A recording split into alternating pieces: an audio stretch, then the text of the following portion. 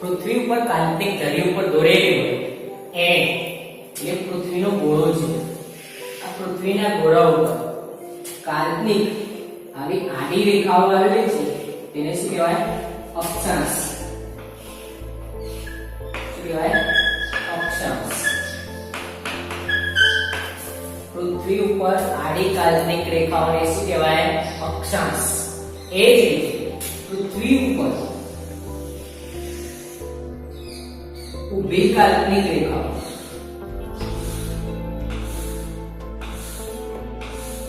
શું કહેવાય? રેખાંશ.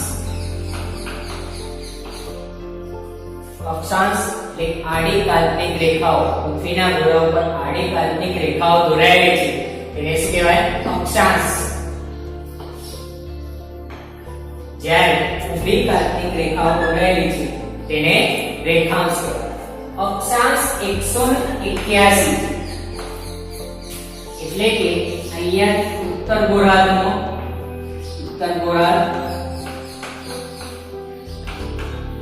અને નીચેનું દક્ષિણ ગોળાર્ધ.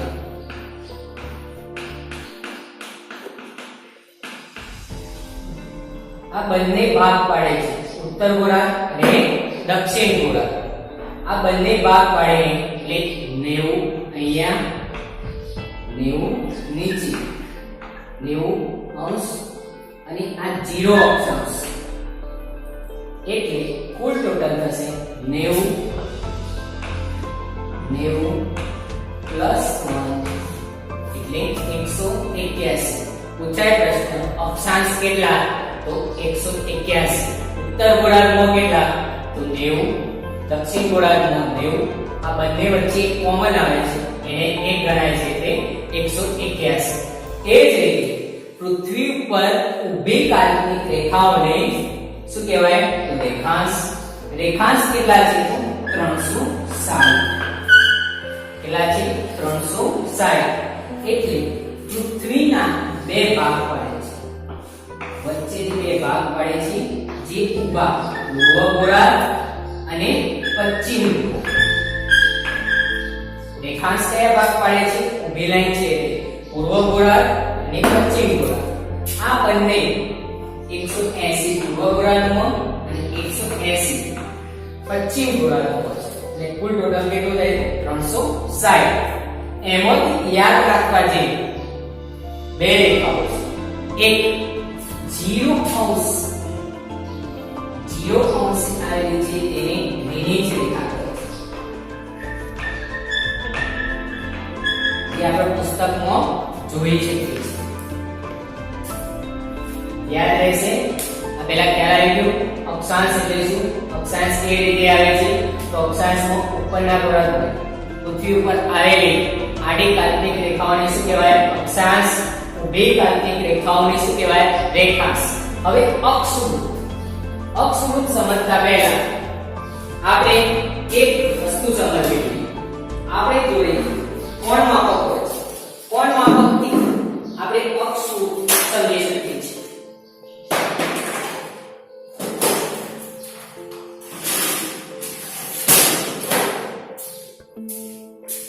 ખ્યાલ આવી ગયો છે અક્ષાંશ.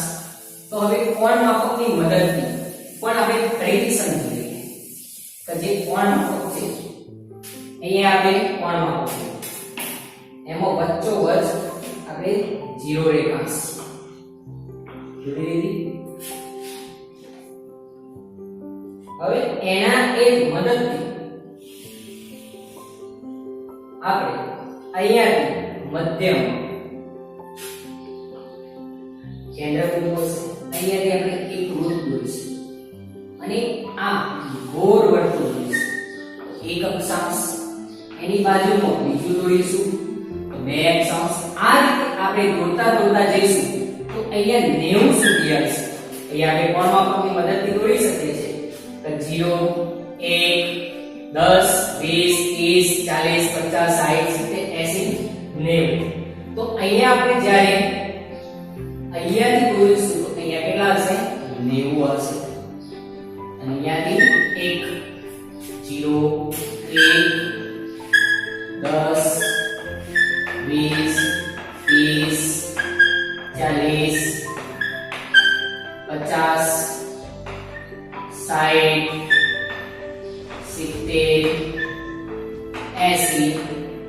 દોરતા જઈશું તો એને જ કહેવાય અક્ષવૃત્ત.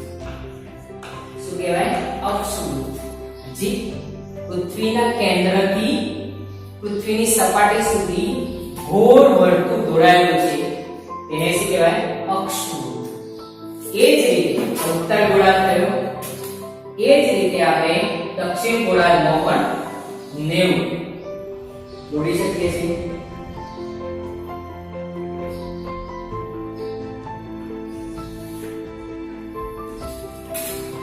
અહીંયાથી 1 2 3 એમ 10 20 આમ સીધા પર દોરતા જઈશું. અહીંયા 90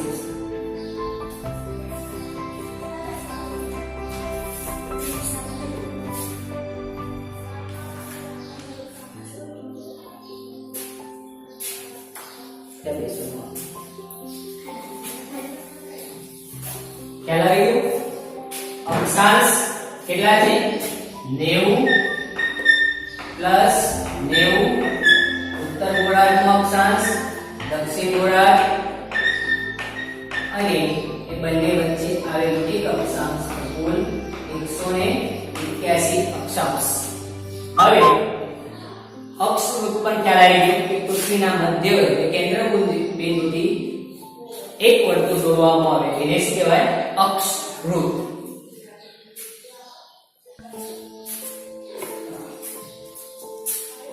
હવે રેખાંશ. રેખાંશ અને રેખાવૃત્ત એ સમજવું છે. તો પૃથ્વીના ગોળાને સમજવા માટે આપણે આ રીતે દોરતા હશું. આ રીતે આપણે એક વર્તુળ દોરીએ એટલે આ પૃથ્વીનો ગોળો છે એમ આ ઊભી લાઈન દોરીશું તો શું થશે?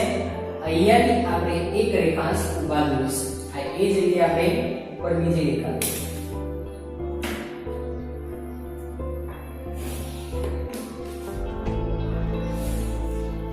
હવે અહીંયાથી આપણે મધ્યમાંથી રાખીને એક એક લીટી દોરતા જઈશું.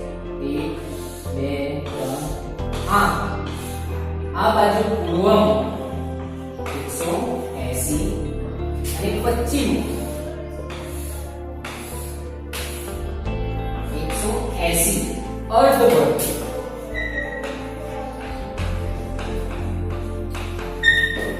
રેખાઓ દોરાશે જેમાં આપણે રાખીશું. અહીંયાથી આપણે કેન્દ્રમાંથી માપ લઈને અહીંયાથી એક દોરીશું, 0 થી ચાલુ કરીશું તો એક ભાગમાં કેટલી આવશે? 180 અને આ જ ભાગ બીજો આવશે તો એ પશ્ચિમ ગોળાર્ધ એ કેટલી થશે? 180. તો આ બંને 180 પ્લસ 180 બરાબર 360. તો રેખાંશ કેટલા? 360. એમ અર્ધવર્તુળને શું કહેવામાં આવે છે? પૃથ્વીના કેન્દ્રમાંથી દોરવામાં આવેલા અર્ધવર્તુળને રેખાવૃત્ત કહે છે. શું કહે છે? રેખાવૃત્ત. યાદ રહેજો. હવે એના આધારે હવે આપણે મહત્વના અક્ષાંશ અને રેખાંશ સમજીશું. તો હવે મહત્વના રેખાંશ જોઈએ. જે પૃથ્વીની વચ્ચોવચ્ચ સીધું દોરાયેલું છે એ 0 રેખાંશ.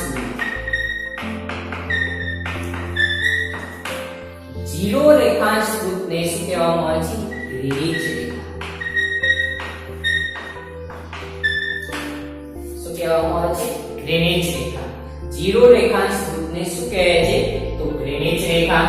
અને 180 અંશ પાછળ આવેલું છે 180 અંશ અને તે બાકી છૂટી છે એને શું કહેવાય? આંતરરાષ્ટ્રીય દિનાંતર રેખા. આંતરરાષ્ટ્રીય દિનાંતર રેખા. શું કહેવામાં? આંતરરાષ્ટ્રીય દિનાંતર રેખા કે પેસિફિક મહાસાગરની વચ્ચેથી પસાર થાય છે. જેને અહીંયા સોમવાર હોય તો અહીંયા રવિવાર હોય છે. એક દિવસ અહીંયા વધે, એક દિવસ અહીંયા ઘટે છે. એટલે કે આંતરરાષ્ટ્રીય દિનાંક રેખાને ઓળંગતા એક દિવસનો વધારો થાય છે અને આ બાજુ હતા એક દિવસનો ઘટાડો થાય છે. એટલે ખ્યાલ આવી ગયો. 0 રેખાંશ વૃત્તને શું કહેવામાં આવે છે? ગ્રીનિચ રેખા. અને 180 અંશ રેખાંશ વૃત્તને શું કહેવામાં આવે છે? તો તેને કહેવામાં આવે છે આંતરરાષ્ટ્રીય દિનાંક રેખા અથવા ઇન્ટરનેશનલ ડેટ લાઇન, IDL કહેવામાં આવે છે. એવી જ રીતે આપણે અક્ષાંશ, મહત્વના અક્ષાંશો વિશે જોઈએ. તો મહત્વના અક્ષાંશો કયા છે? તો આપણે પૃથ્વીના ગોળાને જોઈએ તો વચ્ચોવચ આવશે વિષુવવૃત્ત,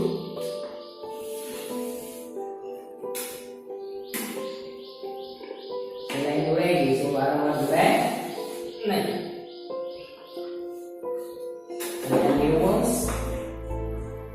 અહીંયા જીરો, એને શું કહેવામાં? વિષુવવૃત્ત. જીરો અક્ષાંશને શું કહેવામાં આવે છે? વિષુવવૃત્ત. એ જ રીતે 23.5 ઉપર હોય તો કર્કવૃત્ત, ઉત્તર ગોળાર્ધનો ઉત્તર અક્ષાંશ કર્કવૃત્ત. અહીંયા 66.5 ઉત્તર અક્ષાંશ એટલે ઉત્તર ધ્રુવ વૃત્ત કહે છે. એ જ રીતે નીચે 23.5 દક્ષિણ અક્ષાંશ એને મકર વૃત્ત કહે છે. એ જ રીતે 66.5 દક્ષિણ અક્ષાંશને દક્ષિણ ધ્રુવ વૃત્ત કહે છે. હવે ખ્યાલ આવ્યો? મગર ક્યારે? તો સૌથી વધારે પાણી, મકર વૃત્ત એટલે દક્ષિણ ગોળાર્ધમાં. અને કર્કવૃત્ત, કર્ક એટલે વીછી, વીછી ક્યાં હોય? જમીન. તો કર્કવૃત્ત એટલે જમીનવાળો વિસ્તાર. કયા વિભાગમાં? ઉત્તર ગોળાર્ધમાં. અને મગર ક્યાં હોય? નીચે. તો મકર વૃત્ત નીચે દક્ષિણ ગોળાર્ધમાં હોય છે. હવે આના મુખ્ય યાદ રહી જાય કયા કયા અક્ષાંશો વચ્ચે પૃથ્વીના બે ભાગ કરતું હોય એ વૃત્તને શું કહેવામાં આવે છે? તો વિષુવવૃત્ત. પછી ઉત્તર ગોળાર્ધ કયો વૃત્ત આવેલો છે? 23.5 ઉત્તર અક્ષાંશ ને કયું વૃત્ત કહેવામાં આવે છે? તો કર્કવૃત્ત. 66.5 ઉત્તર અક્ષાંશને શું કહેવામાં આવે છે? ઉત્તર ધ્રુવ વૃત્ત. એ જ રીતે 23.5 દક્ષિણ અક્ષાંશને શું કહેવામાં આવે છે? તો મકર વૃત્ત. અને 66.5 દક્ષિણ અક્ષાંશને શું કહેવામાં આવે છે? તો દક્ષિણ ધ્રુવ વૃત્ત. યાદ રહી જશે. આ જ રીતે હવે અક્ષાંશના આધારે 3 કટિબંધો પૃથ્વીમાં પડે છે. તો કયા કયા કટિબંધો છે? તો પૃથ્વીના કર્કવૃત્તથી મકર વૃત્ત સુધીના ઉષ્ણકટિબંધ,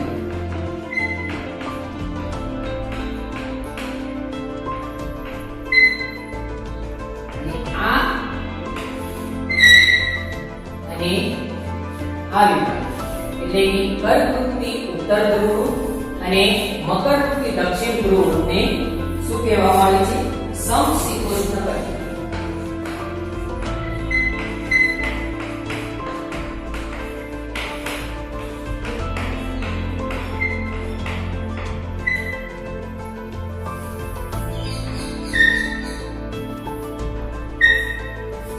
હવે બંને 66.5 થી 90 અક્ષાંશ આ બંને કટિબંધોને શું કહેવામાં આવે છે? શીત કટિબંધ.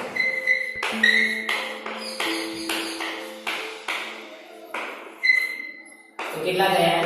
1 2 અને 3 કટિબંધો કેટલા છે? તો 3.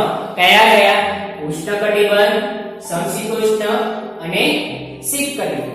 એટલે કે આપણે લોખંડનો સળિયો લીધો તો અહીંયા ગરમી આપે તો શું થશે? વચ્ચેના ભાગમાં શું થશે? ગરમી આવશે. એટલે આ ભાગમાં શું થશે? ગરમી હશે, સૂર્યનો ગરમી વધારે હશે તો આ કટિબંધને શું કહેવામાં આવે? ગરમી વધારે મળશે તો આ કટિબંધ કયો કહેવાય? ઉષ્ણ. ગરમી વધારે હોય એટલે એને શું કહેવાય? ઉષ્ણ કટિબંધ. હવે આ બાજુ શું હશે? ગરમી ઓછી હશે. આ બંને ભાગમાં શું હશે? ગરમી ઓછી. એટલે એને શું કહેવાય? સમશીતોષ્ણ કટિબંધ. અને એનાથી દૂર 66.5 66.5 થી 90 વચ્ચે શું હશે?